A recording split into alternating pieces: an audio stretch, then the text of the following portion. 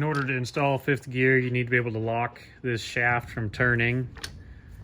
So you can put it in 2 gears at once by putting it in first gear and also into third gear. And then your shaft is locked for tightening this lock nut. So on the counter shaft, install that small anti-rotation pin and oil and install the thrust washer. This is your internal fifth gear cast iron shift fork. And with a rebuild kit, you should get 3 new roll pins. One of these is a straight pin, and the other 2 should have a kind of a mushroom end on one end. You want to use the straight pin and start it into this shift fork. You just want to get that pin started into the fork enough that it's flush, and the pin will still slide in, so you can install it inside the case and then drive the roll pin all the way through. Then you can install this fifth gear aluminum shift fork onto the rail with these 2 roll pins, and I install them in this direction with the flared head up.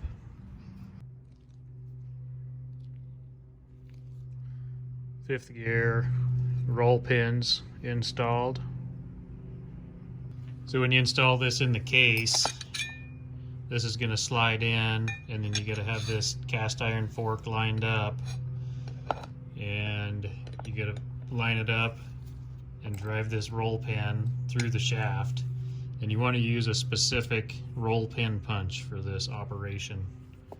So with your synchronizer assembled on fifth gear, you're going to lubricate the bearing and lubricate that synchronizer ring. That can go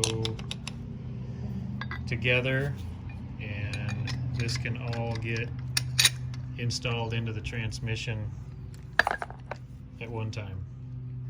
Next thing you want to do, lay the transmission on its side and strap it down really good to your bench or something pretty heavy, and that will allow you to put a lot of torque on this fifth gear nut and transmission stay in place. Making sure you have the anti-rotation pin inside the hole in the shaft for this thrust washer, and then all of your fifth gear assembly can go into the case, onto the counter shaft, and make sure you get this guy lined up inside the case as you slide everything in.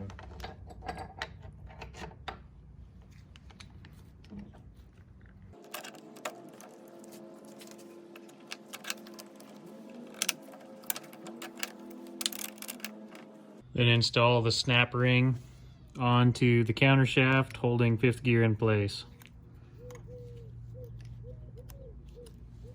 I'm going to try something that I haven't done in the past, but I'm going to use this Loctite 660 on these fifth gear splines to see if it'll make it last a little longer. There is a little bit of play in these splines. They're not a press fit like I think they should be. So you want to get all this degreased really well so this stuff can cure properly.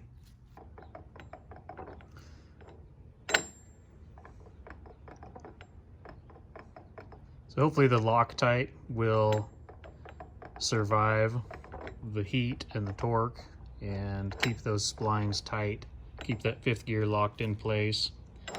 This really should be a press fit. I don't know why these aftermarket shafts are not manufactured better.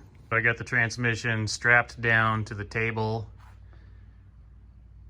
Definitely not going anywhere. And cleaned these threads and the splines really well with brake cleaner. Also degreased the splines in the gear and the threads on the nut and the lock screw, so those can all be Loctited. I'm going to try this Loctite 660 on the fifth gear splines to take up some of the slop in the aftermarket parts, and then high strength red thread locker on these threads for the lock nut.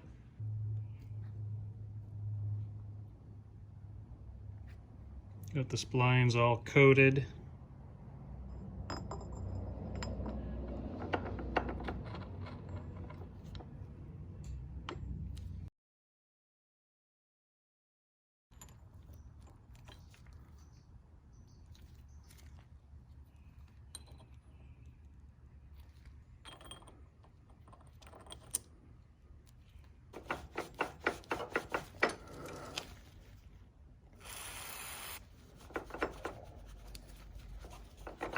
I had some of the 660 that I got onto those threads, so I cleaned that back off just to make sure it wouldn't interfere in any way with the other product. The red thread locker on the set screw and put that into the lock nut. So before you install this 5th gear nut onto the main shaft, coat that clamp bolt with thread locker and tighten it all the way down till the gap in the nut completely closes up. And then back that clamp bolt off exactly 1 turn. Then you'll install the nut on the shaft and torque the nut down to spec, and then torque this clamp bolt to 10 foot-pounds. Generous amount of red thread locker, and then I'll slide this thing back into 3rd gear. And now everything's locked, and you can put the wrench on here and tighten that to 280 foot-pounds.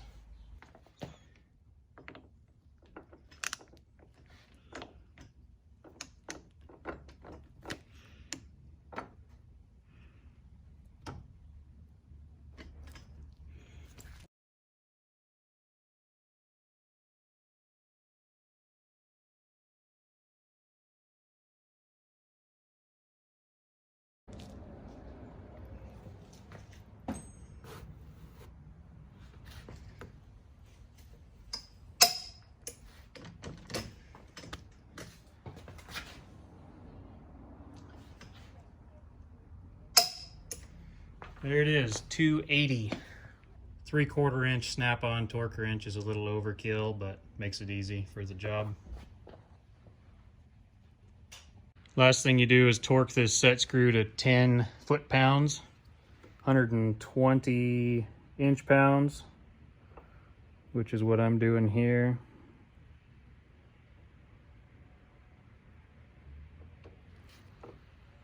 Was a little generous with the Loctite, but I'd rather waste a little and know that everything's fully coated. The last thing I did to secure this 5th gear nut to the main shaft is I used a hammer and a small punch and just carefully worked the thin edge of that nut down into the keyway of the shaft, which will mechanically lock them together. And I support the shaft with a 2x6 so the impact of the hammering isn't transferred directly through that bearing. Inside the case, don't forget to drive this roll pin into the cast iron shift lug for 5th gear. Also remember to shift everything back into neutral.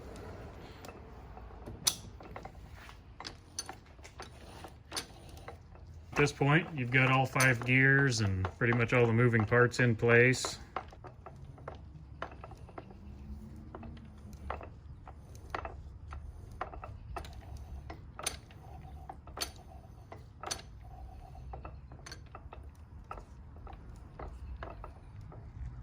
Don't forget, before you put the tail housing on, make sure these 2 dowel rings are in place on the back of the transmission case.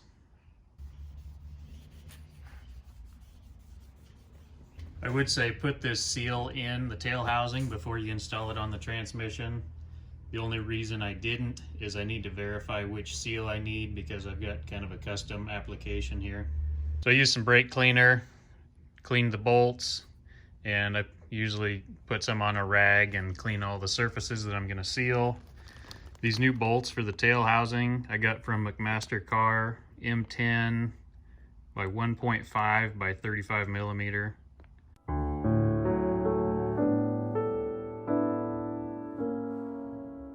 These top 2 bolts in the case, I'll put RTV on them because oil can come through those holes. The rest of them, I'll use blue Loctite. Little RTV on the surface of the tail housing.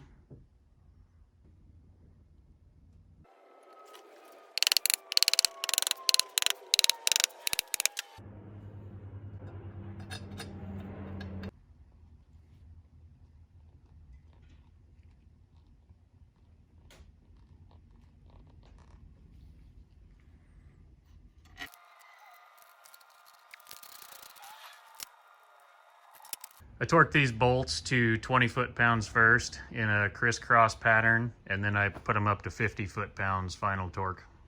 Doesn't take very much RTV, and I could have even used a little bit less here, but you just want to be careful that you don't have too much and potentially having big chunks falling off inside and plugging oil passages. Another thing I did here is I drilled and tapped a hole in the tail housing with 1/2-inch pipe thread, and I can put a plug in here.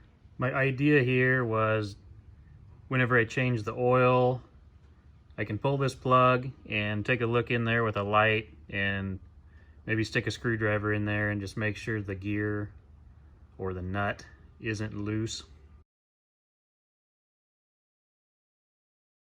So I got this aftermarket cast iron tail housing on this transmission, and they're advertised as being an accurately machined replacement. So I wanted to double check that just so I'd sleep better at night, I guess.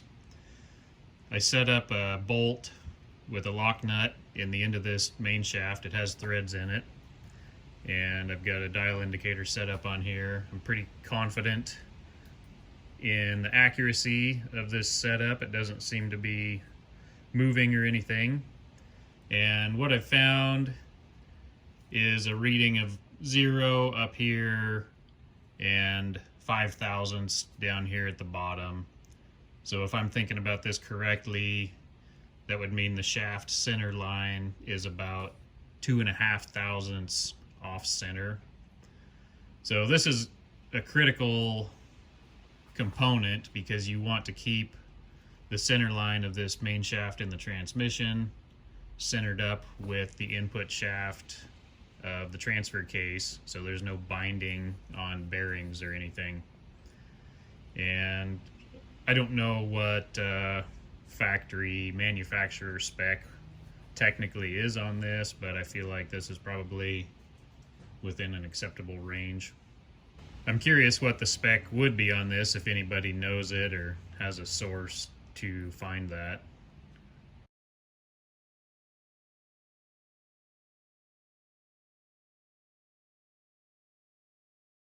So to give a better perspective visually on what 5 thousandths of an inch looks like, this is a 5 thousandths main shaft bearing shim.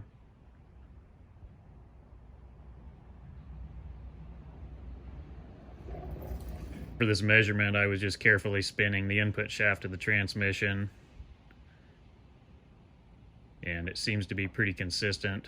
I've done several revolutions and back and forth on this, and it seems to be the same reading every time I go around, 0 to 5 thousandths, and this dial indicator is accurate to 1/2 thousandths. So I'm pretty confident in the accuracy of measuring this, and I'm going to call it good. Checking the rear face on this tail housing, and it's within 3 thousandths of an inch. So I'm going to say it's good.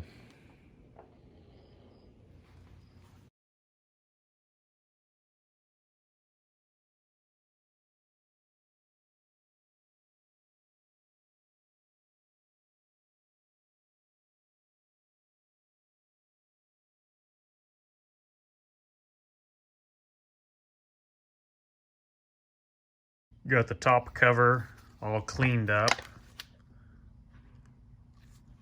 Takes some time and work. These don't really come apart super easily. You can take them apart, but they're not really designed to come apart easily unless you need to replace something. The other thing to do in here is replace these 3 wear pads on the reverse shift fork. This hole right here is for your breather or your vent, and I tapped that out to 1/8 inch pipe thread. I'm going to run a remote breather on this setup, so I'll have a fitting in there instead of the factory pressed in breather.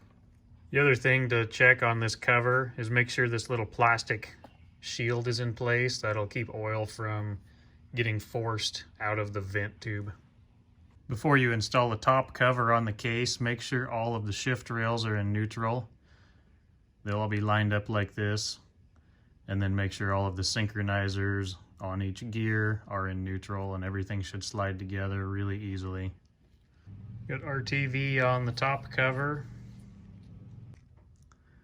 I put blue thread locker in all these tapped holes on the top of the case.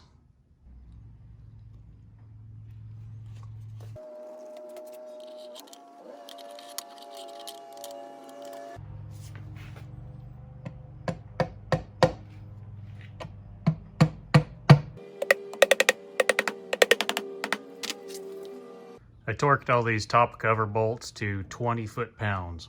Took my shifter apart, cleaned it all out, and inspected everything. Everything's in great shape. There's no play in it. Put a little bit of grease on it when it goes back together. It's pretty straightforward. Used a little black RTV on top of the transmission case, and then also between the rubber gasket and the shifter. And a little blue thread locker on all of these bolts. If you want to use a torque wrench on these bolts, it's 90 inch-pounds. At this point, I'd say shift it into all your gears and make sure everything is working the way it should before it goes in the truck.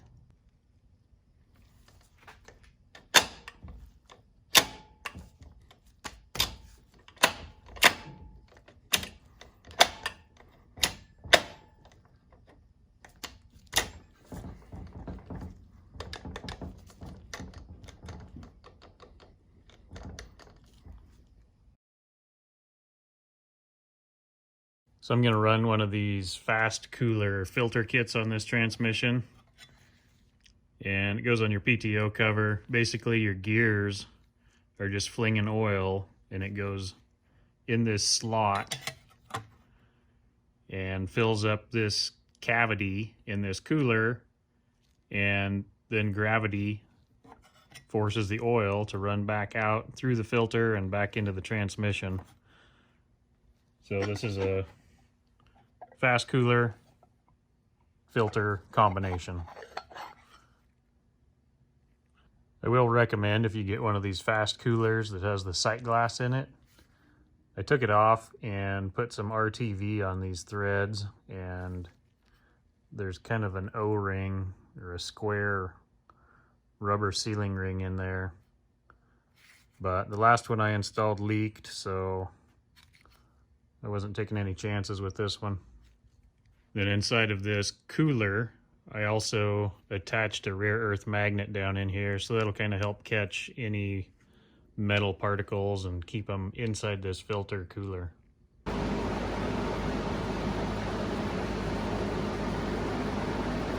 If you're putting one of these filters on with the transmission on the bench and not on the truck, make sure this bell housing bolt is in place, because it won't go in there with the filter in place.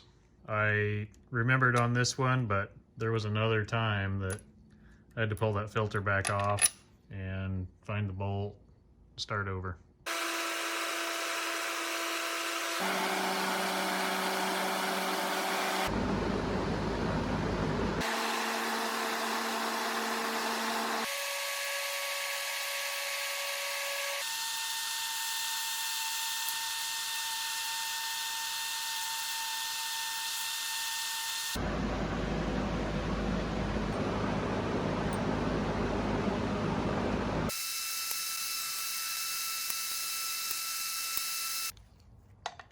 You can torque these filter bolts to 20 foot-pounds.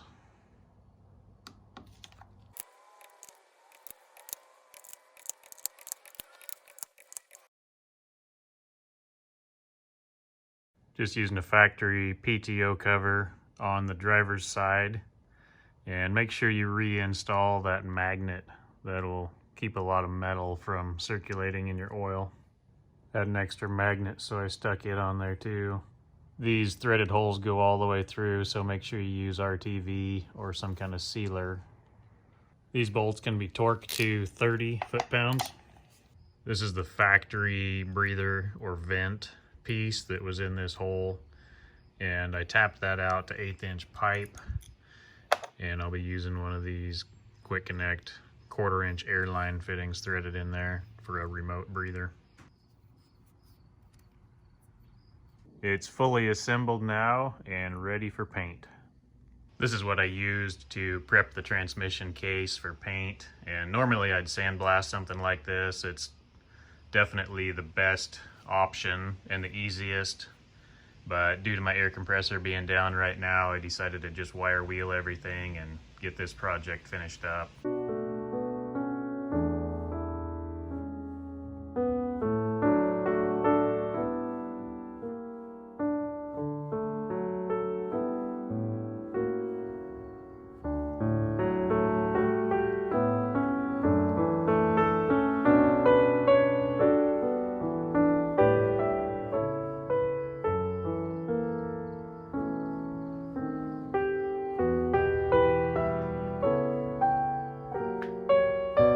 Got everything cleaned up and primed, and now I'm going to put some Cummins beige paint on it.